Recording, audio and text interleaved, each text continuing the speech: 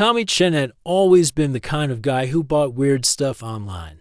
His apartment was full of strange gadgets, vintage posters, and random collectibles that seemed like good ideas at 3 in the morning, but nothing prepared him for what he would find on that cold Tuesday night in March. It was 2 a.m., and Tommy couldn't sleep again. He'd been struggling with insomnia for weeks, probably because he spent too much time staring at screens. His YouTube channel about weird internet finds was doing okay, but he needed fresh content, something that would really grab people's attention. He was scrolling through online auction sites when he saw it. The listing title made him laugh out loud.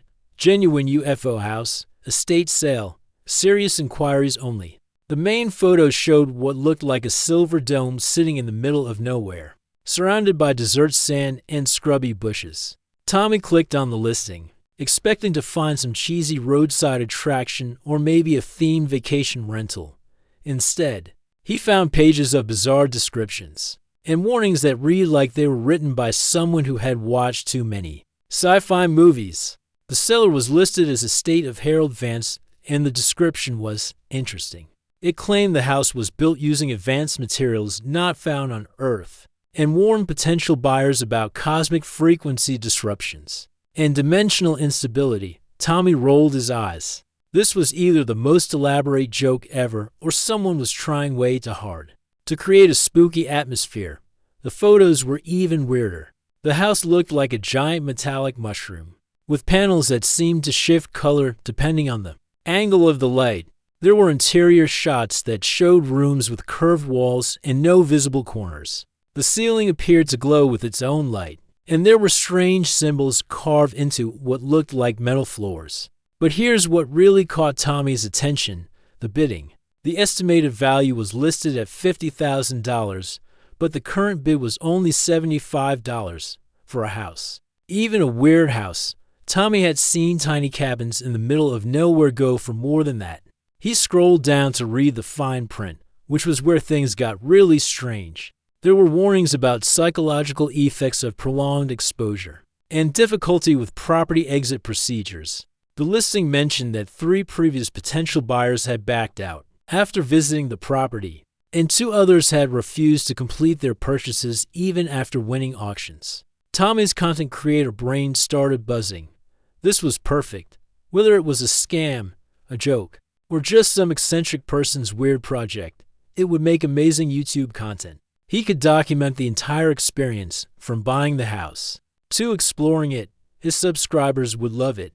He looked at the auction timer. Only 4 hours left. The current bid was still sitting at $75, which seemed impossible for any kind of property.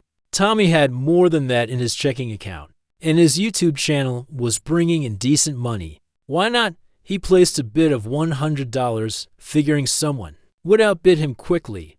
But nothing happened. The minutes ticked by, and he was still the highest bidder. At 3 a.m., he bumped it up to $150, just to see what would happen. Still nothing. Tommy started reading the comments section, where potential bidders had left messages. Most of them were weird, really weird. One person wrote, "Drove 6 hours to see this place. Couldn't find it even with GPS. Something's not right." Another said, "My electronics went crazy just looking at the photos. This isn't normal." But the comment that really got his attention was from someone claiming to be a neighbor. Harold lived there for 15 years, never came to town except for supplies, talked to himself constantly. After he passed, we could still hear voices coming from that house. Nobody should buy this place. Tommy laughed. People were really committing to this bid. He had to admit, it was impressive how many people were playing along with whatever this was. Maybe it was some kind of viral marketing campaign for a movie or TV show. With 30 minutes left in the auction, Tommy decided to go all in. He placed a bid of $200, which was still ridiculously low for any property, even a fake one. If it was a scam, he'd only lose to $100. If it was real, he'd have the weirdest story ever for his channel. The auction ended at 6 a.m. while Tommy was finally getting some sleep. His phone buzzing woke him up. He had won for exactly $100. He was now the proud owner of what the internet claimed was a genuine UFO house. In the middle of New Mexico, the payment process was handled by a law firm in Roswell, which Tommy thought was a nice touch. Even the lawyers seemed to be playing along with the theme. When he called to arrange the paperwork, the secretary sounded nervous and kept asking if he was sure he wanted to go through with the purchase. "It's just $100, Tommy told her. "Even if it's a shed in the desert, I'll get good content out of it." The secretary was quiet for a moment. "Mr. Chen, I have to tell you, we've handled 3 other sales of this property in the past 2 years. None of the buyers completed the transactions. Are you absolutely certain you want to proceed?"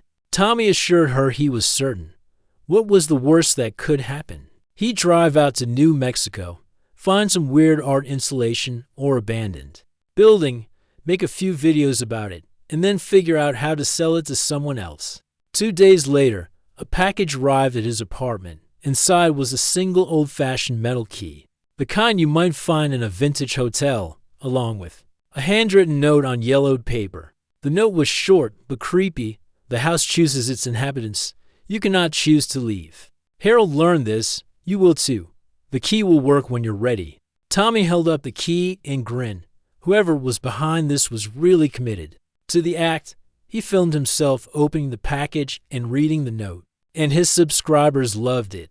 The video got more views in its first day than anything else he posted in months. Within a week, Tommy had packed his car with camping gear, camera equipment, and enough supplies for what he planned to be a long weekend of exploration and content creation. He was driving to New Mexico to claim his $200 alien house. He had no idea that the key in his pocket was about to change his life forever. The drive to New Mexico took Tommy to days. He'd never been to the desert before, and the endless stretch of highway was both beautiful and boring. He filmed himself talking to the camera while driving, explaining his plan to his viewers, and joking about what he might find. "So here's the deal," he said to his phone mounted on the dashboard. "I bought a house for $200. Either I'm about to discover the deal of the century, or I'm about to become the star of my own horror movie. Either way, you're coming with me." The GPS coordinates led him down increasingly smaller roads, until he was driving on what barely counted as a dirt path. His car bounced and shook as he navigated around rocks and potholes. He was starting to wonder if he made a terrible mistake when he saw it. The house sat alone in a clearing, exactly like the photos, but seeing it in person was different. Much different. The metallic dome seemed to shimmer in the afternoon sun, and Tommy could swear the panels were shifting colors as he watched. It was bigger than he'd expected, maybe the size of a small warehouse, but shaped like a perfect half-sphere. He parked about 50 feet away and got out, camera in hand. The silence was the first thing that hit him. No birds, no insects, no wind, just complete quiet that made his ears ring. He started filming, narrating his first impressions for his viewers. "Okay, so this is definitely not what I expected," he said, panning the camera across the structure. "It's actually kind of beautiful in a weird way, and big, much bigger than the photos made it look." As he approached the house, he noticed something odd. His phone's signal bars had disappeared completely. Not just weak signal, but no signal at all. He figured it was normal out here in the middle of nowhere, but it was still strange how abruptly it had cut out. The front door was a simple metal rectangle set into the curved wall. Tommy tried the key, expecting it not to work. Maybe this was all an elaborate prank and the real house was somewhere else.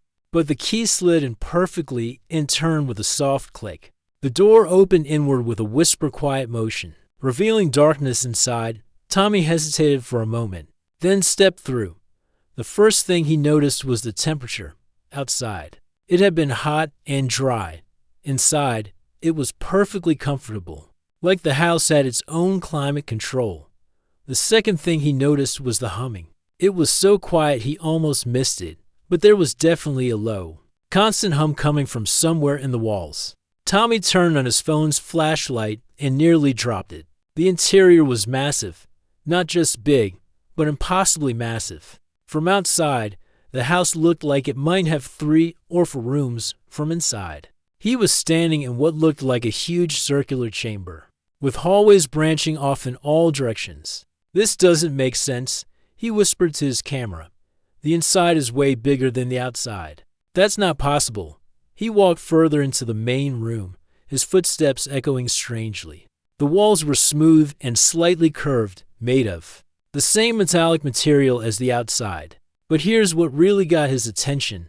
They were glowing, not bright, just a soft, warm light that seemed to come from within the metal itself. Tommy found what looked like a light switch and flipped it, the entire room filled with gentle illumination, revealing furniture that seemed to be built right into the walls. There was a kitchen area with appliances he didn't recognize, a living space with seating that looked more like curved benches, and what might have been a bedroom alcove. He spent the next hour exploring and filming. Every room he entered seemed to be exactly what he needed at the moment. Hungry?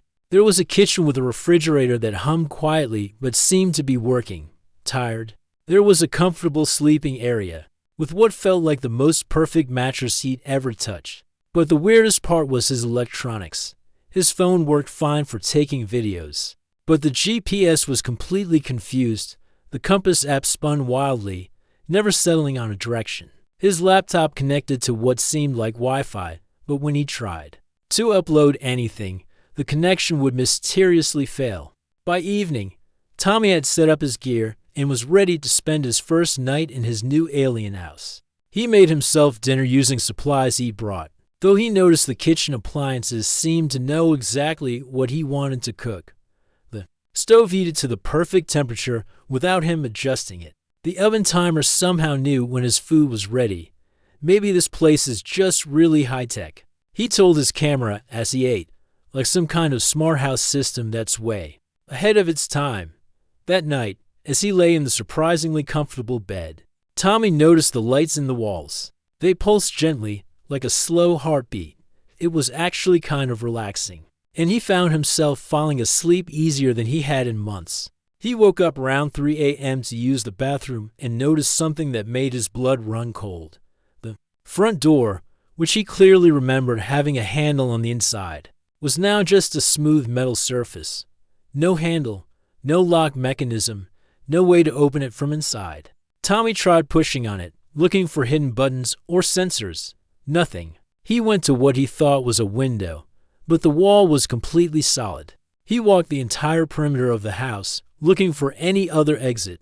There wasn't one. He was locked inside his own house. Okay, don't panic, he told himself. Filming with shaking hands. There has to be an explanation. Maybe it's some kind of security system that activates at night. He tried to sleep, but couldn't. Instead, he sat up filming and talking to his camera, trying to make sense of what was happening. When morning came, he rushed to the front door, hoping to find the handle had returned. It hadn't. Tommy spent the morning systematically searching every inch of the house, looking for any way out. He found rooms he hadn't noticed before, including what looked like a library filled with books and languages he didn't recognize. But he found no doors, no windows, no vents big enough to crawl through. Round noon, he decided to try something desperate. He grabbed a heavy object from the kitchen and tried to break what he thought was a window. The metal wall didn't even dent. It was like hitting solid rock. That's when he noticed his car keys were missing. He left them on the kitchen counter, and now they were gone. He searched everywhere, but they had simply vanished. Tommy sat down and stared at his camera. For the first time since buying the house, he wasn't sure this was going to make a good video. He was starting to think he might be in real trouble. So here's the situation, he said to his phone, trying to keep his voice steady. I can't get out. My car keys are gone, and I'm starting to think this house might not be as abandoned as I thought. Outside, his car sat in the desert sun, looking very far away. Tommy had been trapped for 3 days when the house started talking to him, not with words, but with lights and sounds that gradually began to make sense. It started small, a gentle pulse in the walls when he was hungry, a soft chime when he needed to rest. At first, he thought it was just coincidence. On the 4th morning, he woke up to find his breakfast already prepared, not by him. The kitchen appliances had somehow worked on their own.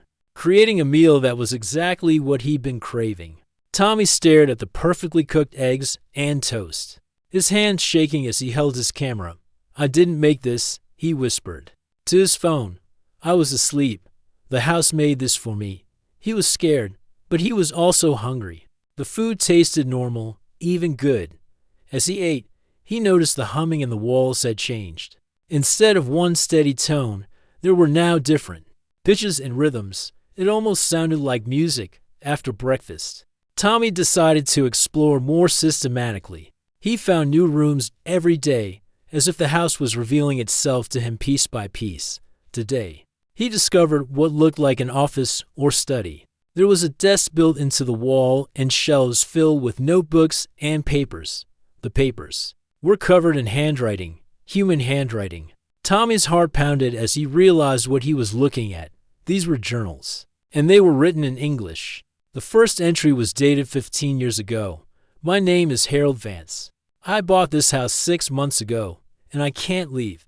If someone finds this, please understand, the house is alive." Tommy grabbed the journal and started reading. Harold had documented everything: his purchase of the house, his first night trapped inside, his growing realization that he was dealing with something beyond human understanding. But the most shocking part was Harold's description of how the house had slowly begun to communicate with him. Day 127. "The patterns in the lights aren't random. They're trying to tell me something. I've started keeping track of which combinations appear when I'm doing different activities. I think it's learning about me." Day 103. "I can understand some of the signals now. The house is lonely. It's been waiting for someone to talk to. The previous owner must have died before teaching it much about humans." Day 445.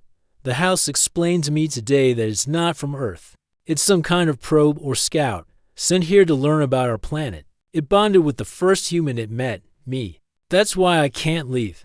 I'm its connection to humanity." Tommy read for hours, following Harold's journey from fear to understanding to something that looked like friendship. With the house, the final entries were the most disturbing. Day 4891. "I'm changing. The house has been modifying my body slowly, making me more suitable as an interface. I don't mind anymore.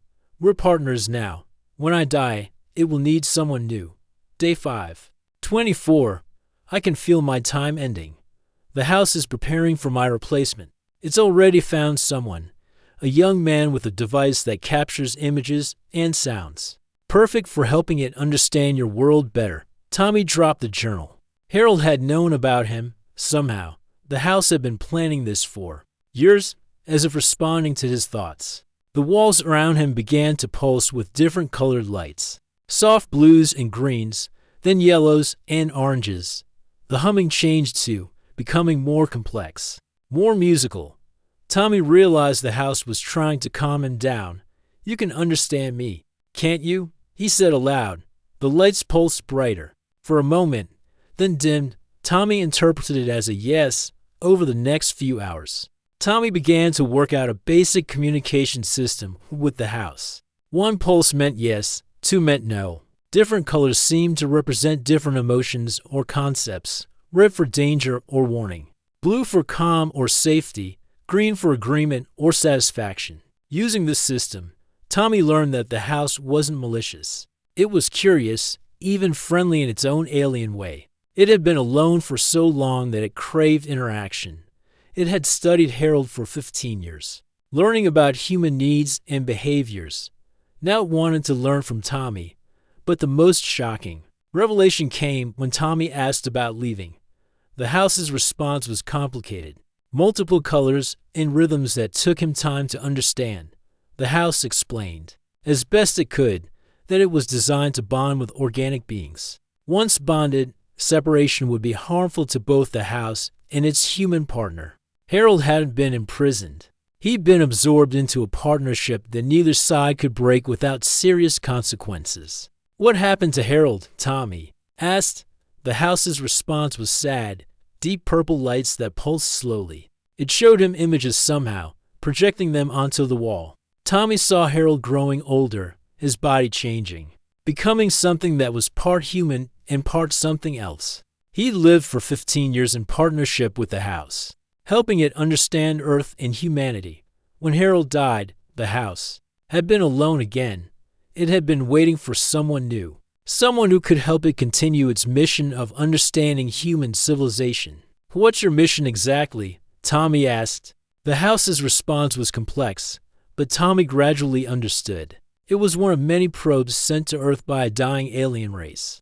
They weren't planning to invade or conquer. They were looking for a new home, a place where their species could live peacefully alongside humans. The house had been studying human behavior, culture, and technology for decades.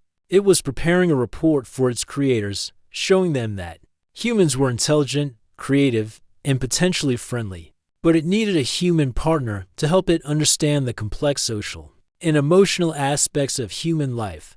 "Why me?" Tommy asked. The house's answer surprised him. It had been monitoring human communications for years. Learning about human culture through the internet, it had noticed Tommy's videos, his curiosity about unusual things, his ability to explain complex ideas in simple terms. It had recognized him as someone who might be able to help bridge the gap between species. Tommy sat in silence for a long time, processing everything he learned. He was trapped in an alien house with a creature that wanted to use him as a cultural interpreter for an entire species. It sounded like science fiction, but the evidence was all around him. The house seemed to sense his confusion and fear. The walls glowed with warm, comforting colors, and the humming became almost like a lullaby.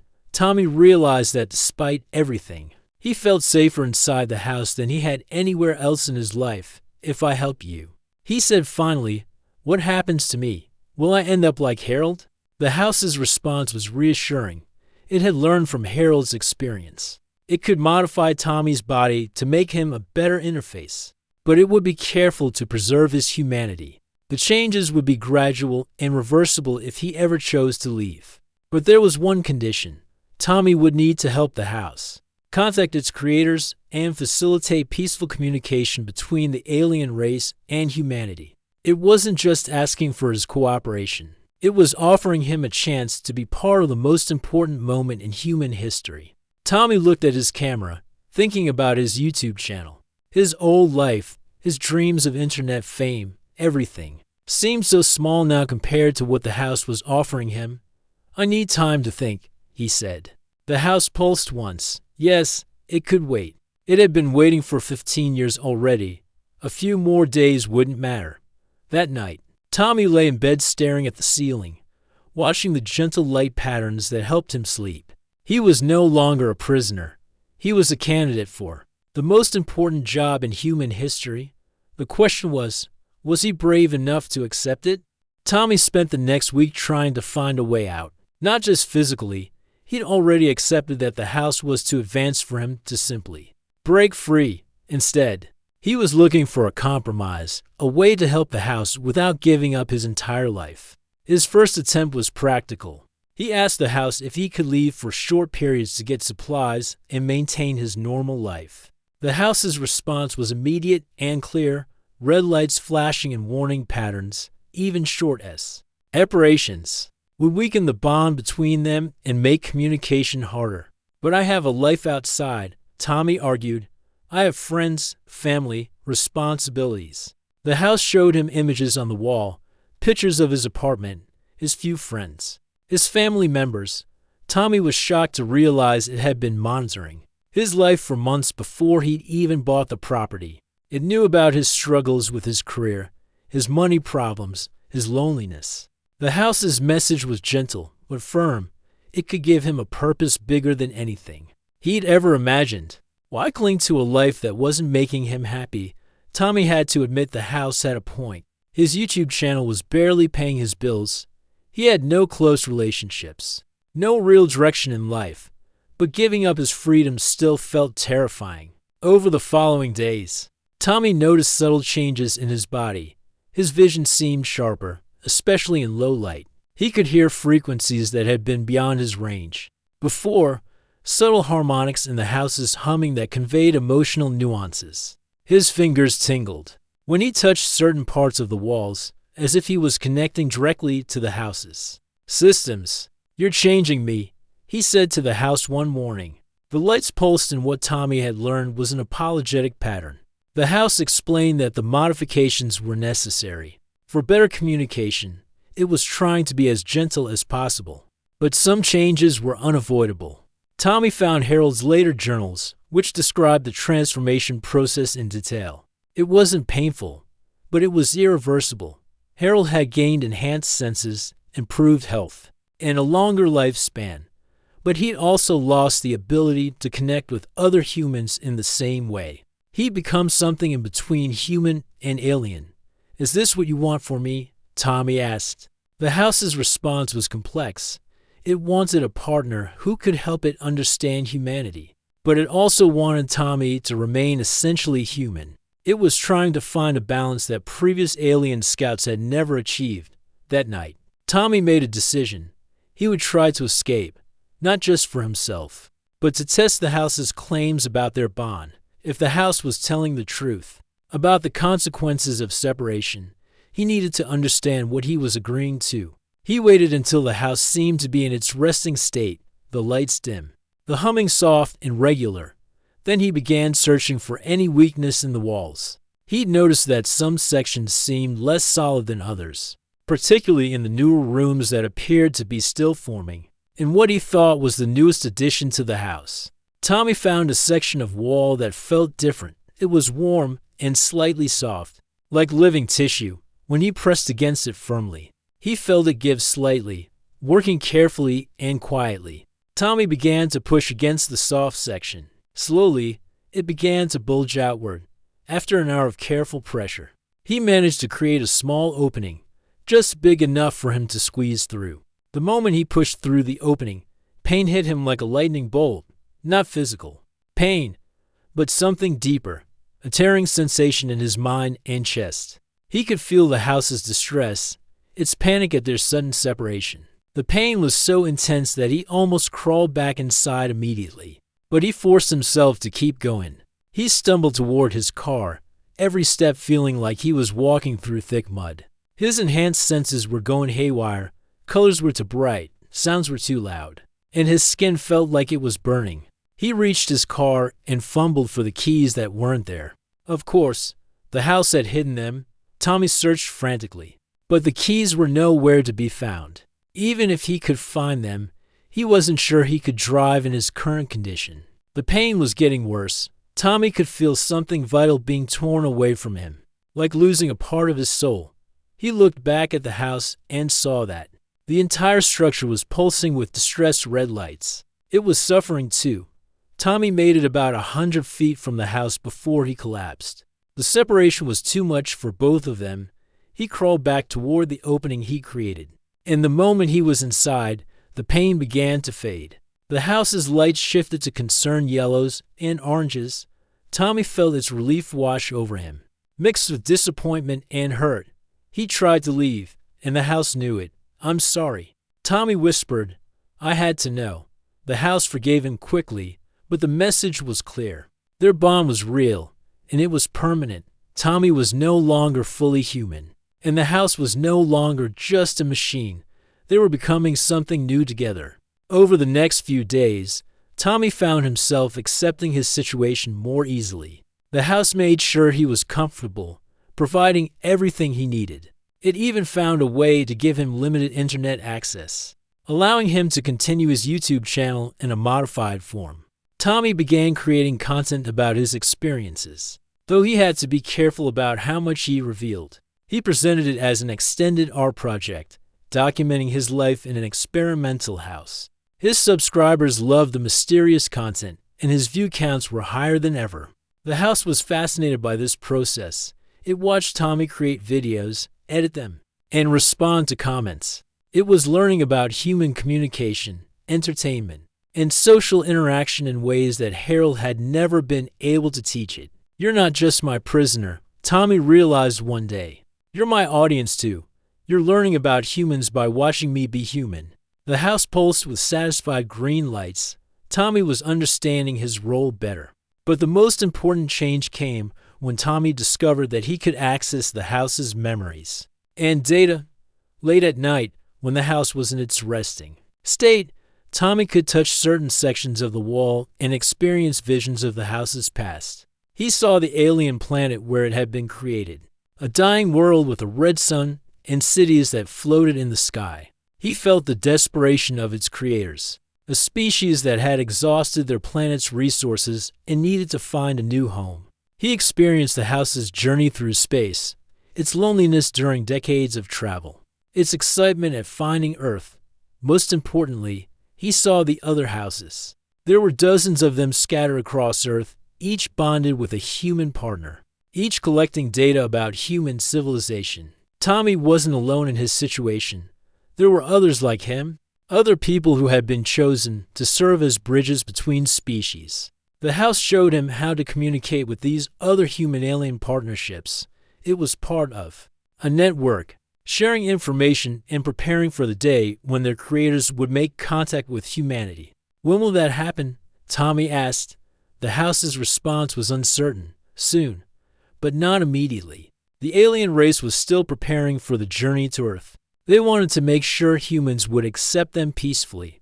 Tommy realized that his role was more important than he'd thought.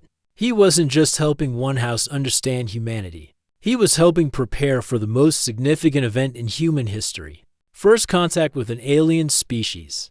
The responsibility was overwhelming, but Tommy found himself excited by the challenge. He was going to be part of something incredible, something that would change the world forever. He looked at his camera, thinking about his next video. He had a story to tell, but he had to be careful about how he told it. The world needed to be prepared for what was coming, but not too quickly. Tommy smiled at the house's gently pulsing lights. He was no longer fighting his situation. He was embracing it. Okay, he said to the house, let's do this. Let's help them come home. 6 months after buying the house, Tommy was no longer the same person. He could feel the changes every day. His senses were sharper, his mind clearer, and his connection to the house had become as natural as breathing. But unlike Harold, who had gradually lost his humanity, Tommy had found a way to stay essentially human while serving as the house's partner. The key was his YouTube channel. The house had initially been puzzled by Tommy's need to communicate with other humans through videos, but it quickly realized how valuable this was. Through Tommy's content, the house was learning about human culture, humor, fears, and dreams at a pace that would have taken Harold decades to teach. Tommy's videos had evolved to what started as documentation of his experimental living situation had become something much more sophisticated. He was slowly, carefully preparing his audience for the truth about alien life on Earth. His subscriber count had grown to over 2 million people who followed his daily life in what they believed was an incredibly advanced smart house. Today I want to talk about something that's been on my mind, Tommy said to his camera one morning. What would you do if you found out we weren't alone in the universe? Not in some distant galaxy, but right here, right now. The comments on videos like this were always fascinating. Some viewers were excited by the possibility, others were terrified, and many were skeptical. But Tommy was gradually gauging humanity's readiness for contact. The house analyzed every comment, every reaction, building a comprehensive picture of how humans might respond to alien visitors. The house had also given Tommy access to the network of other human-alien partnerships around the world. There was Kevin in Australia, bonded to a house that looked like a giant crystal formation. Lisa in Norway lived with a house that resembled a massive ice sculpture. Diego in Brazil had been partnered with a house that appeared to be made of living wood. They communicated through a system the houses had developed, a kind of telepathic network that allowed them to share thoughts and experiences instantly. Tommy had been nervous about meeting them at first, but they'd all become close friends despite never meeting in person. The hardest part isn't the physical changes, Lisa had told him during one of their mental conversations. It's the loneliness. Normal humans can't understand what we've experienced. But Tommy had found a solution to that problem too. His YouTube audience had become his extended family. He shared his daily life with them, his thoughts and feelings. His discoveries about the house. Obviously, he couldn't tell them everything, but he could be more honest than any of the other human partners. The house supported his approach. It had come to understand that humans were social creatures who needed connection with their own kind by maintaining his relationship with his audience. Tommy was staying psychologically healthy in a way that Harold never had. The real breakthrough came when Tommy convinced the house to let him bring his sister Ashley to visit. She was his only close family member, and he'd been worried about her. He'd been making excuses about why he couldn't visit, why he couldn't talk on the phone regularly. "I need her to understand," Tommy explained to the house. "Not everything, but enough to know I'm okay." The house was reluctant at first. Bringing another human into their space was risky, but Tommy had a plan. Ashley arrived on a Tuesday afternoon, driving the same route Tommy had taken months earlier. She was nervous. Her brother had been acting strange for months, living alone in the desert, creating weird YouTube videos. She was expecting to find him in some kind of breakdown. Instead, she found Tommy healthier and happier than she'd seen him in years. He was tan, fit, and more confident than ever. The house, meanwhile, had modified its appearance to seem more like an ultra-modern architectural experiment than an alien structure. "This is incredible," Ashley said, looking around the main room. "How did you afford this place?" "I told you. I got it for $200 at an auction." Tommy grinned. "Sometimes you just get lucky." Ashley stayed for 3 days, during which the house carefully studied her. It was fascinated by the sibling relationship, by how Tommy and Ashley communicated, by their shared memories and family bonds. By the time she left, the house had learned more about human family dynamics than Harold had been able to teach it. "In 15 years, I'm proud of you," Ashley told Tommy as she prepared to leave.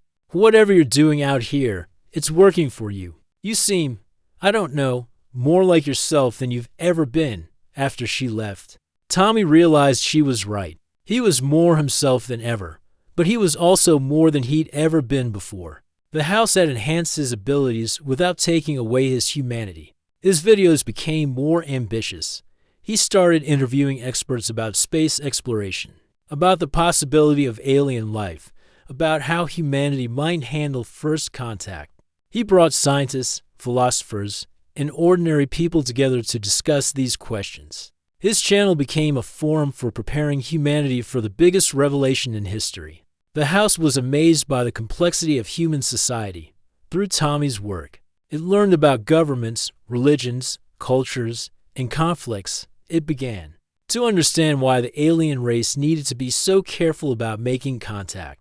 Humans were wonderful, but complicated, capable of both great kindness and terrible fear. "Are your people ready?" Tommy asked one evening as they watched the sunset through the house's walls, which had become transparent for the occasion. The house's response was complex. Its creators were dying more quickly than expected. Their planet was becoming uninhabitable faster than they predicted. They needed to come to Earth soon, but they were still learning about humans through the reports from houses like Tommy's. "How soon?" Tommy asked. The house showed him images, mathematical concepts that Tommy's enhanced mind could now understand. 2 years, maybe 3. The alien ships were already being prepared for the journey. Tommy felt a mix of excitement and terror. He was going to be part of the most important moment in human history, but he was also worried about how humanity would react. His YouTube channel had shown him that people were capable of both amazing acceptance and terrible paranoia. "We need to tell them," Tommy said. "Not everyone, not yet, but some people need to know what's coming." The house agreed. It had been thinking the same thing. Over the following months, Tommy began reaching out to key figures, scientists, politicians, journalists, and influencers who might be able to help humanity prepare for contact. He was careful, never revealing too much, but gradually building a network of people who were ready to hear the truth. His YouTube channel became even more important. He was now creating content that served as a bridge between human and alien cultures. He explained alien concepts in human terms, and human concepts in ways that the house could understand and report back to its creators. The transformation was complete, but it wasn't the transformation Harold had experienced. Tommy had become something new, a human who could communicate with aliens, but who remained essentially human. He was a translator, a diplomat, a bridge between worlds. 1 year after his sister's visit, Tommy received a message through the house's network. The alien ships had begun their journey to Earth. They would arrive in 18 months. Tommy looked at his camera, thinking about his next video. He had a lot of work to do. Humanity needed to be ready for the arrival of their new neighbors. Today, I want to talk about change, he said to his camera, about how sometimes the best things in life come from the most unexpected places, about how buying a house for $200 can change not just your life, but the entire world. He paused, looking at the gentle lights pulsing in the walls. Around him, the house was excited. After decades of loneliness, it was finally going to see its creators again, and it was going to introduce them to the most fascinating species it had ever encountered, humans. Get ready, Tommy said to his 2 million subscribers. The future is going to be amazing. The house pulsed with happy golden lights, and Tommy knew that everything was going to be okay. He had found his purpose, and humanity was about to discover that they were never alone in the universe. Outside, the desert stars shone down on the small metallic house, where the most important conversation in human history was taking place. One YouTube video at a time,